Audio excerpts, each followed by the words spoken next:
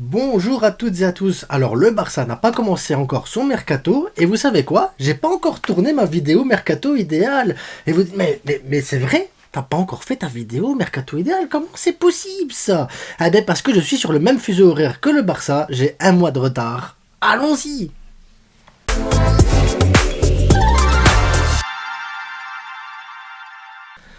Bon, évidemment, les gars, oui, un mois de retard, mais je voulais voir et étudier un peu la situation du Barça, et je me dis qu'en fait, au final, le mercato du Barça, ben, à défaut de le commencer avec les achats, on aurait pu le commencer avec les ventes. On va faire ligne par ligne, vous allez voir, ça va être rapide, simple, parce qu'il n'y a pas grand-chose, au fait, au final, l'équipe n'est pas si dégueulasse que ça. Il faut juste le petit truc. Donc, au goal, Ter Stegen, Iñaki, Astralaga, on va garder évidemment parce qu'on ne pourra pas vendre Ter Stegen parce que le salaire est trop élevé, à moins que l'Arabie Saoudite et qu'il veuille bien partir. Iñaki, pour moi, n'a pas le niveau pour être en équipe A. Astralaga est encore un peu jeune, donc voilà, on va garder cette configuration-là pour le poste de gardien. Puis Ter Stegen, des fois, il fait quand même des gros matchs, les gars. Donc, soyons confiants. On va commencer avec la défense centrale, les gars, parce qu'on a Aroro, Koundé, Koubarsi, Christensen, Garcia, Langlais, Inigo, Michael Faye. 8 joueurs, 2 postes. 8 joueurs, 2 postes. Oui, c'est beaucoup, c'est énorme, c'est trop. Donc on va dégraisser légèrement ce poste-là. Donc pour moi, Garcia, Inigo et Langlais, ça peut être vendu. Ça, même si Inigo, c'est une vente gratuite, tu récupères la masse salariale, l'anglais, une vente gratuite, tu récupères la masse salariale. Garcia, il y a moyen d'en tirer 10, entre 10 et 20 millions, voilà, c'est bien, il y a moyen de faire quelque chose. Il y a moyen. Et Michael Faye, je l'enverrai en prêt. Oui, je l'enverrai en prêt dans un club de Liga. Un style Girona, Betis, Las Palmas, pour dire qu'il est vraiment une saison complète où il aura des minutes de jeu. Parce que j'ai peur contre Aroro, Koundé, Koubarsi, Christensen, que Michael Faye gratte que quelques minutes par-ci, par-là. Et l'idée, c'est qu'il se développe. L'idée, c'est qu'il gagne du temps de jeu. Donc, le vendre, non, parce que c'est un futur grand joueur, mais le prêter pour qu'il gagne en expérience, oui. Très franchement, je pense qu'il y a possibilité de trouver un club où il y a moyen de le prêter en Liga. C'est pas les clubs qui manquent, qui ont besoin de joueurs comme ça. Donc, ça veut dire que je resterai avec Aroro, Koundé, Koubarsi, Christensen. Et c'est tout. S'il y a besoin de renfort, ben on prend un joueur de la B, un Cuenca ou un autre, peu importe. Mais un joueur de la B qui viendrait renforcer de temps en temps. Mais je pense que c'est largement suffisant pour notre saison. Alors, à droite, on a actuellement Hector Ford et on a Julian Aroro. Eh ben moi, j'enverrai Hector Ford en prêt également pour qu'il prenne des minutes, pour qu'il engrange des minutes, de l'expérience et tout ça. Pareil que pour Michael Faye, un club de Liga. Et j'irai chercher Cancelo. Cancelo parce qu'on a besoin quand même d'expérience à un moment donné. Dans certains postes, il y a besoin d'un peu plus d'expérience. Côté gauche, on aurait... Et Cancelo en prêt. Donc on libère plein de masse salariale, on récupère un autre joueur en prêt, donc la masse salariale ça s'équilibre et tout ça. Voilà, on reste dans quelque chose de suffisamment réaliste. Sur le côté gauche, on a Baldé, on a Vallée. Alors moi je mettrais en prêt ou en vente avec option de rachat Alex Vallée. Je ferai ça parce qu'il a beaucoup de talent, il a des trucs et tout ça. Mais je mettrais Gérard Martin en doublure de Baldé. Ouais, je mettrais Gérard Martin en doublure de Baldé, je trouve qu'il a un quick-foot extrêmement intéressant. Maintenant, si c'est Vallée qui reste et Gérard Martin en prêt avec option de rachat ou une vente avec option d'achat, peu importe et tout ça, ça me va aussi. Ça se discute, j'ai pas de problème avec ça. Mais Baldé reste mon titulaire, moi de mon côté gauche. Voilà. En sachant que si on a une blessure à gauche, Cancelo peut aller à gauche, que tu peux remettre Koundé, que voilà, les minutes de jeu sont là, il n'y a pas de problème avec ça. Je pense qu'on aurait à ce moment-là 4 défenseurs centraux, 2 défenseurs à droite, 2 défenseurs à gauche. On a de la qualité défensive. Pour moi, ça marche. Pour moi, ça marche le côté défensif. Maintenant, le milieu de terrain, parce que c'est ça le milieu de terrain, donc le double pivot. Actuellement, c'est du Casado, Oriol, Pedri, Gavi, Frenkie, Fermin, Gundogan, Pablo Torre. Là, ça fait plein de joueurs et tout ça. Mais dans le double pivot, moi, ce que j'aimerais avoir, c'est une association Casado, Frenkie de Jong ou une association Gavi, Pedri. Oui, Gavi, Pedri dans le double pivot. Je mettrais parce qu'on a tellement de numéro 10 que Pedri, pour moi, dans tous les joueurs qui sont en numéro 10, c'est le seul joueur qui aurait la capacité de pouvoir jouer à ce poste de double pivot.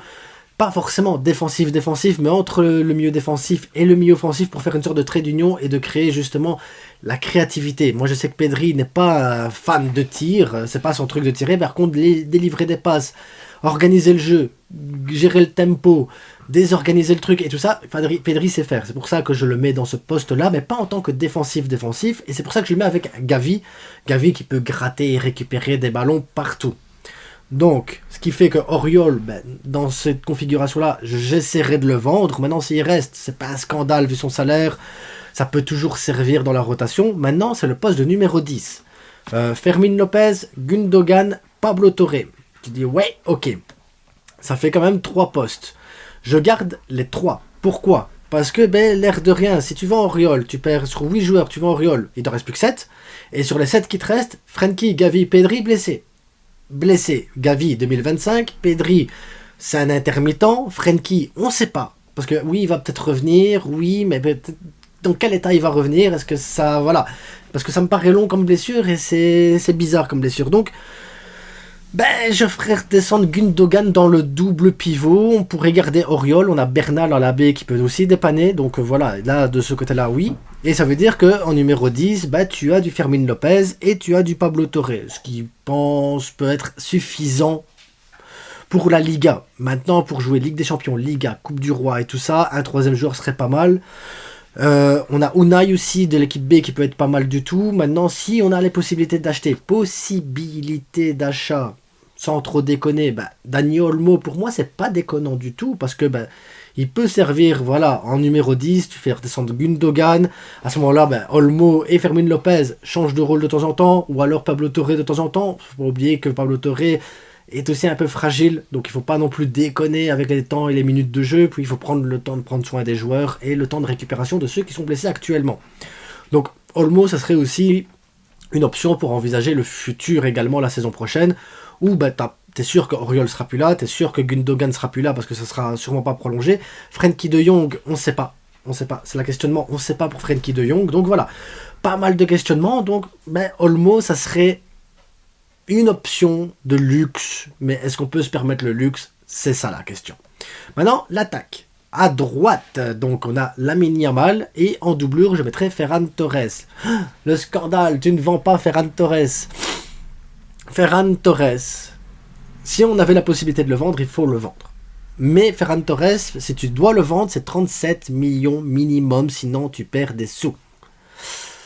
Si tu as un club, si vous connaissez un club qui veut bien mettre 37 millions, ou si vous avez 37 millions, bon déjà c'est cool quand même d'avoir 37 millions, mais si vous avez 37 millions et que vous cherchez un jardinier, investissez sur Ferran Torres, ça dérange pas, il n'y a pas de problème.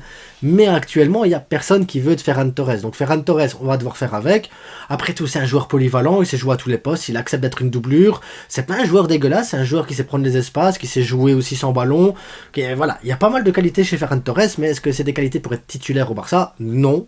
Mais est-ce que c'est des qualités pour être suffisant en remplaçant ? Oui. Entre le 10e et le 20e de Liga, il peut jouer, il peut faire de la rotation quand Lamine Yamal à la 60e, 70e minute, tu gagnes 2-3-0, tu fais rentrer un Ferran Torres.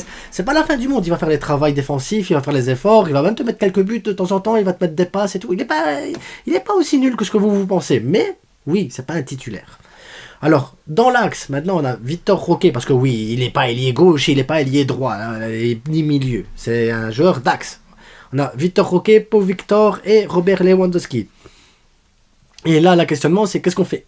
On sait que Robert Lewandowski partira l'année prochaine s'il ne fait pas 55% des matchs de la Liga. Donc, je garderai les 3.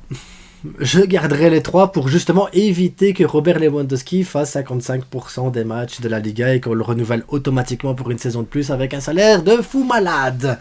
Donc, je garde les 3. Je sais pas qui serait titulaire indiscutable. J'espérais voir Vitor Roque ou Pau Victor. Ça me convient si maintenant Vitor Roque apprend dans l'axe. Il faut le tester dans l'axe. Il faut essayer dans l'axe. Mais si ça fonctionne, voilà, tu gardes 2 joueurs jeunes qui peuvent être talentueux avec une belle promesse. Moi, Pau Victor, je suis sûr qu'il va réussir au Barça. Mais Vitor Roque, c'est le questionnement. Mais si on lui laisse pas sa chance réellement d'essayer, c'est compliqué.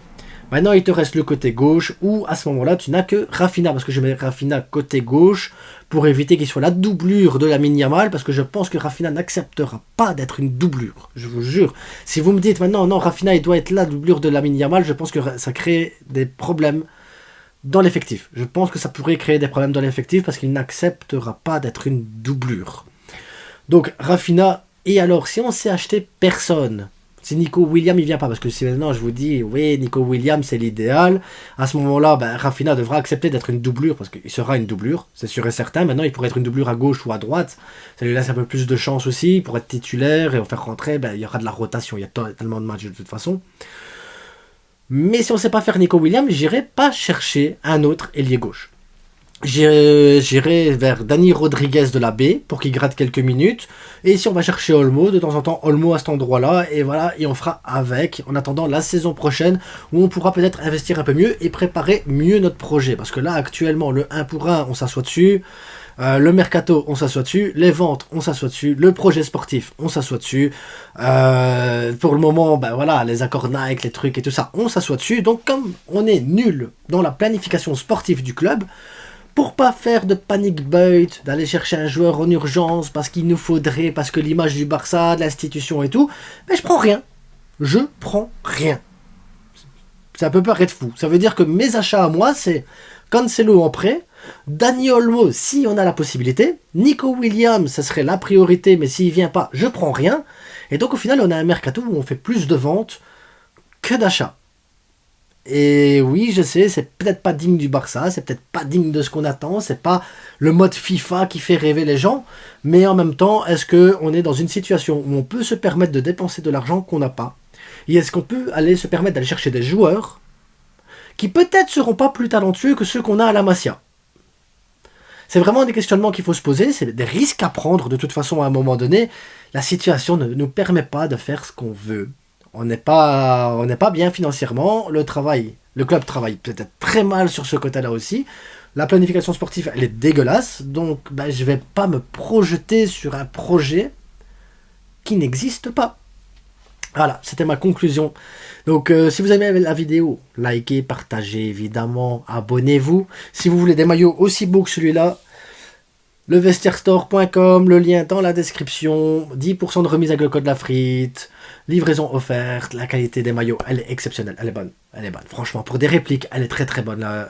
D'ailleurs, ce maillot-là, ben, il coûte 27 € réellement, et derrière, il y a Lamine Yamal, le numéro 19, voilà, le flocage est très bien et tout ça, donc faites-vous plaisir. En attendant, on se revoit pour le débrief Real-Barça. Alors je sais pas si je vais le faire en live parce que ça va finir tard le match, ou si je fais un débrief normal. Donc dites-moi en commentaire si vous voulez un débrief normal ou si on fait un petit live juste après le match, voilà, pour se détendre et tout.